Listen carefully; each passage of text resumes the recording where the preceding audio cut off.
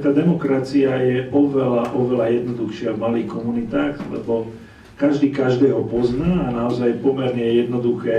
zistiť, že aká je situácia, keď to každý zažíva na vlastnej koži. Bohužiaľ v týchto väčších spoločnostiach už tá demokracia nie je celkom jednosmerka, že ideme tam a potom už nikde inak, ale často aj cúvame, ako aj v súčasnosti.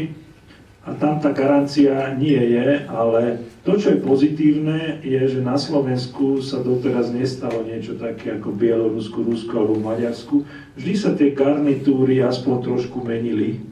Tak verím v to, že tak ako v Poľsku sa zmenila situácia, tak ako v Čechách sa zmenila situácia, teraz možno zase sa zmení naopak, ale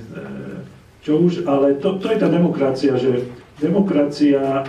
nie je dobrá ako stojatá voda, lebo potom začne páchnuť, keď je tam veľmi dlho jedna garnitúra, tak už to začína páchnuť, že je dobré, keď sa striedajú tie jednotlivé garnitúry. Ja som obzvlášť hrdý v tejto súvislosti na to, že máme euro, lebo jednak som robil tú stratégiu, aj ten vstup a ekonomicky je nemožné,